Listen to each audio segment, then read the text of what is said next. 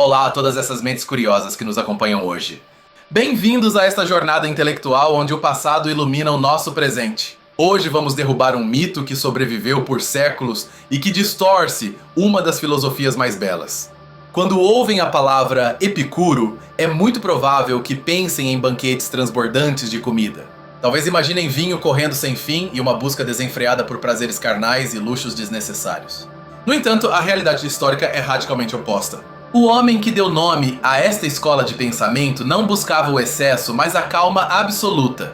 Sua medicina para a alma não era o vinho, mas a física e a razão. Hoje vamos explorar o pensamento de Epicuro de Samos. Veremos como ele conectou o movimento dos átomos com a nossa liberdade e como ele desenhou um sistema para eliminar o medo da morte e dos deuses. Antes de começar, gostaria de fazer um breve comentário. Para dar vida a esta narração, usei ferramentas de inteligência artificial para gerar as imagens que veem. Pensem nelas como uma tela para ilustrar o ambiente. Espero de coração que desfrutem. Para entender Epicuro, devemos viajar ao período helenístico? Estamos no século IV a.C. O mundo grego clássico das polis independentes estava desmoronando sob o peso dos impérios.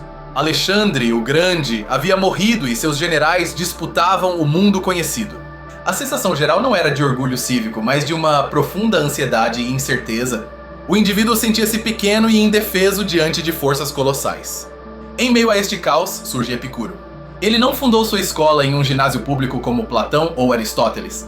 Ele comprou uma casa com um jardim nos arredores de Atenas. Este detalhe geográfico é fundamental. O jardim não era apenas uma escola. Era uma comunidade de amigos que decidiram viver apartados da política e do ruído social. Diferentemente de outras escolas, o jardim admitia mulheres e escravos como iguais. Isso foi um escândalo para a sociedade ateniense da época. Mas para Epicuro, a filosofia não era um esporte de elite. Era uma terapia urgente para o sofrimento humano e todos mereciam ter acesso a ela. O objetivo central de sua filosofia era alcançar a ataraxia. Este é um termo grego que significa imperturbabilidade. É um estado de serenidade onde a alma não sente dor nem medo. Mas para chegar a essa calma, Epicuro identificou que os maiores inimigos eram os medos irracionais. Medo dos deuses e medo da morte. Para vencê-los, não recorreu à mística, mas à física atômica. Epicuro retomou o atomismo de Demócrito. Ele sustentava que tudo no universo é composto unicamente por duas coisas: átomos e vazio. Não há destino escrito nem forças sobrenaturais ocultas manejando os fios. Os átomos são eternos e indestrutíveis. Movem-se no vazio, chocam-se e agrupam-se para formar os corpos que vemos, desde uma rocha até o corpo humano e inclusive a própria alma. Tudo é matéria. Se a alma é feita de átomos, então é mortal. Quando o corpo morre, os átomos da alma se dispersam. Isso que parece aterrorizante é na realidade a base de seu consolo diante da morte. Mas havia um problema com o determinismo. Se os átomos só caem pelo seu peso e chocam-se mecanicamente, então não teríamos liberdade. Seríamos robôs de carne e osso. Epicuro introduziu uma correção genial. Ele propôs o clinamen ou a desvio. Dizia que, em momentos imprevisíveis, os átomos se desviam minimamente de sua trajetória reta. Este movimento azaroso rompe a cadeia de causa e efeito. Essa desvio mínima a nível atômico é o que permite o livre-arbítrio nos seres humanos. Não somos escravos do destino. A física de Epicuro está desenhada para nos devolver o controle de nossas vidas. Com esta base física estabelecida, Epicuro constrói sua ética. A ética é a arte de viver bem. E para viver bem, precisamos do que ele chamou de tetrafármaco, ou a cura de 4 partes. O tetrafármaco se resume em 4 máximas. Primeiro, aos deuses não é preciso temê-los. Segundo, a morte não é algo com que se preocupar. Terceiro, o bom é fácil de conseguir. E quarto, o terrível é fácil de suportar.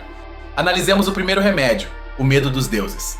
Na antiguidade, as pessoas viviam aterrorizadas pensando que os trovões ou as más colheitas eram castigos divinos. Epicuro diz que isso é absurdo. Ele não negava a existência dos deuses, mas dizia que, se são seres perfeitos e felizes, não podem se preocupar com os assuntos triviais dos humanos. Um ser perfeito não se enraivece nem tem favoritos. Portanto, os deuses existem nos intermundos alheios a nós. Não nos premiam nem nos castigam. Assim, o medo religioso é um erro de conceito. Podemos admirá-los, mas não devemos temê-los. O segundo remédio é contra o medo da morte. Este é talvez seu argumento mais famoso. Epicuro nos diz que a morte é a privação de toda sensação. É o fim da consciência. Sua frase é contundente. Enquanto nós somos, a morte não está presente. E quando a morte está presente, então nós já não somos. Nunca coincidimos com ela no tempo. Se a morte é a ausência de sentir, então não pode doer. Temer a morte é temer o nada. E temer o nada é irracional. É como temer o tempo antes de nascermos. Por acaso vocês sofrem pensando nos séculos que se passaram antes do seu nascimento? Não, certo? Pois o tempo depois da sua morte será exatamente igual. Um sono sem sonhos do qual não é preciso despertar. Uma vez eliminados esses medos cósmicos, resta a vida cotidiana. Aqui entra o hedonismo. Hedonismo vem de hedoné, que significa prazer. Mas cuidado, porque aqui está a grande confusão. Epicuro define o prazer não como uma estimulação positiva constante, mas como a ausência de dor no corpo e de perturbação na alma. A isso ele chama aponia e ataraxia. Imagine que você tem muita sede. No momento em que bebe água, sente um prazer intenso. Isso é prazer cinético ou em movimento. Mas uma vez saciada a sede, você chega a um estado de equilíbrio. Esse estado de não ter sede é o prazer estático. E para Epicuro, esse é o prazer superior. Não se trata de beber mais e mais, mas de não ter sede. O objetivo é a estabilidade, não o pico de euforia. Para gerenciar isso, Epicuro classifica os desejos em 3 categorias: naturais e necessários, naturais mas não necessários, e finalmente, os desejos vãos ou vazios. Os naturais e necessários são os que tiram a dor do corpo: comer quando há fome, beber quando há sede, ter um abrigo contra o frio. Estes são fáceis de satisfazer. Depois estão os naturais, mas não necessários. Por exemplo, comer manjares requintados em vez de pão simples. O desejo de comer é natural, mas a necessidade de que seja caviar é um capricho cultural. Epicuro diz que podemos desfrutar destes se eles se apresentarem, mas não devemos depender deles. Se sua felicidade depende de comer lagosta, você será infeliz muito frequentemente. Se depende do pão, será feliz quase sempre. Finalmente estão os desejos vãos.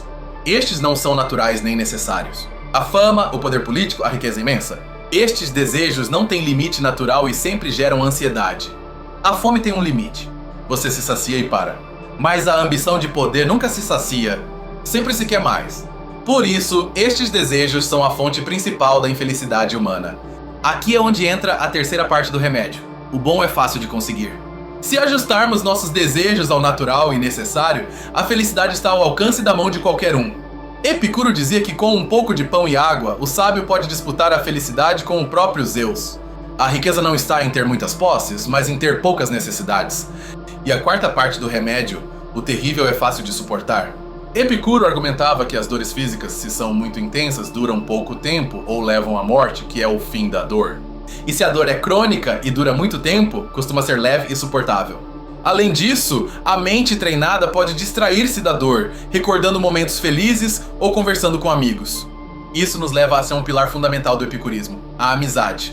Para Epicuro, a amizade era o bem mais precioso que a sabedoria pode nos oferecer para a felicidade de toda a vida. Diferentemente do amor romântico, que consideravam cheio de tormentos e ciúmes, a amizade oferece segurança e confiança.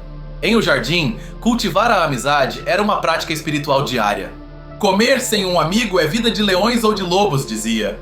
A cerimônia de compartilhar a comida e a palavra era o que nos fazia verdadeiramente humanos e felizes.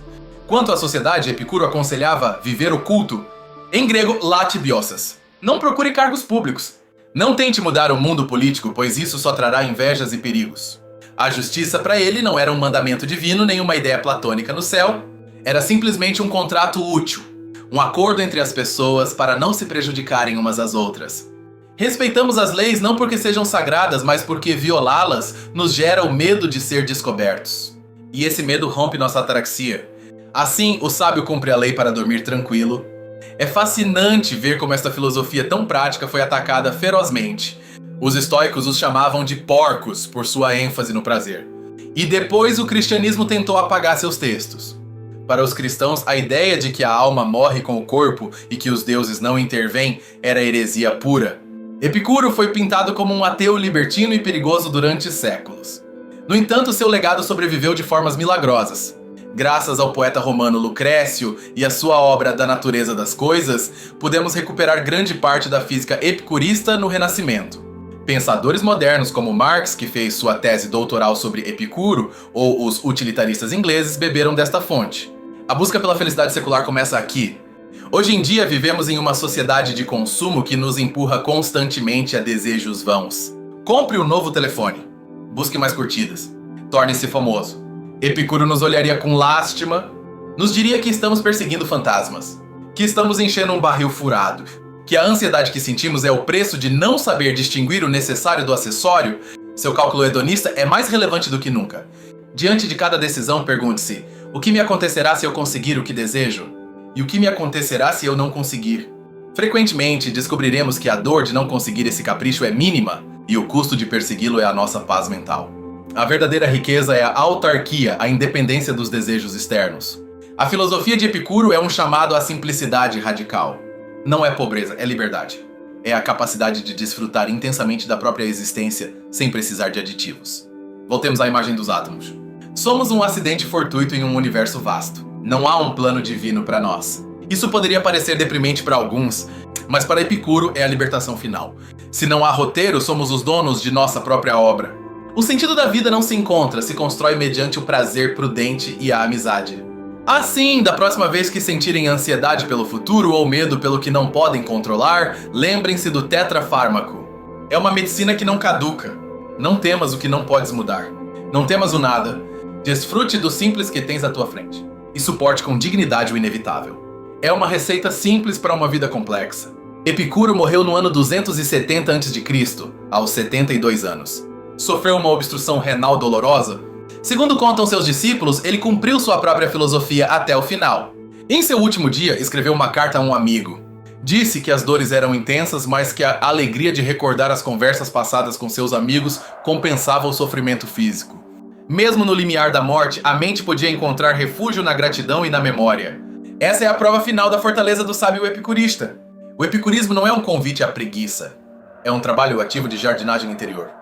É preciso arrancar as ervas daninhas dos falsos desejos e regar as flores da amizade. Vivemos em tempos de ruído. O jardim de Epicuro nos oferece silêncio. Vivemos em tempos de medo. Epicuro nos oferece física. Vivemos em tempos de solidão. Epicuro nos oferece amizade. Talvez não possamos comprar uma vila nos arredores, mas podemos construir nosso próprio jardim mental. Um espaço onde as opiniões alheias e os medos irracionais não possam entrar. Da próxima vez que alguém usar a palavra Epicuro para descrever um jantar de luxo, vocês saberão a verdade. Saberão que o verdadeiro luxo para Epicuro era a liberdade da alma. Reflitam sobre isso. Quantas de suas preocupações atuais são reais e necessárias? E quantas são fantasmas criados pela sociedade ou por sua própria imaginação? O átomo se move. O vazio espera. E no breve intervalo de luz que é nossa vida, temos a opção de sofrer pelo que não existe ou desfrutar do que sim existe. A escolha parece óbvia, mas requer prática. Requer o que os gregos chamavam de phronesis ou prudência, a capacidade de calcular bem o que nos convém a longo prazo. Não se trata de renunciar ao prazer. Se trata de nos tornarmos especialistas nele, de sermos sommeliers da existência, de saber que um copo de água pode ser o melhor vinho se for bebido com a atitude correta. Epicuro nos ensinou que a filosofia não serve para nada se não expulsa o sofrimento da alma. Assim como a medicina não serve se não cura as doenças do corpo. É uma ferramenta terapêutica e está disponível para todos nós aqui e agora. Sem necessidade de templos nem de rituais custosos. Só requeremos nossa razão e nossos amigos. Assim, eu os convido a aplicar um pouco deste remédio antigo em suas vidas modernas. Identifiquem um desejo vão e deixem-no ir. Identifiquem um medo irracional e examinem-no com a física. Verão como a carga se alivia. Verão como a ataraxia não é um mito inalcançável, mas um estado natural ao qual podemos regressar quando deixamos de nos boicotar. O legado de Samos continua vivo. Em cada momento em que escolhemos a calma sobre o drama, em cada momento em que escolhemos a gratidão sobre a inveja, aí está Epicuro sorrindo. Não precisamos ser imortais para ter uma vida divina. Só precisamos estar presentes em nossa própria felicidade enquanto ela durar. Porque quando estamos, ela é. Espero que este percurso, pelo atomismo e pelo hedonismo racional, lhes tenha dado uma nova perspectiva, uma ferramenta a mais para a sua caixa de ferramentas mental. Se este vídeo os fez pensar ou lhes trouxe um momento de calma, então cumprimos o objetivo de o jardim digital que estamos construindo juntos. Lembrem-se que a filosofia é um diálogo, e este diálogo continua com vocês. Não deixem que as ideias morram aqui, levem-nas para as suas conversas e para as suas vidas. Em conclusão, Epicuro não foi o filósofo do vício, mas o engenheiro da serenidade. Ele nos deu a física para matar o medo e a ética para maximizar o prazer real. Sua mensagem ressoa através dos milênios. Não temas. Não precisas tanto. Estás vivo e tens amigos? Isso é suficiente para ser feliz.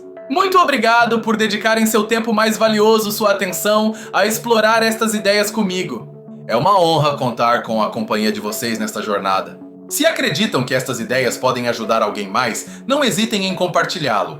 E se querem continuar nutrindo sua mente, certifiquem-se de se inscrever e ativar o sininho. Contem-me nos comentários qual dos 4 remédios do tetrafármaco vocês precisam mais neste momento da vida de vocês. Lerei com atenção. Até a próxima!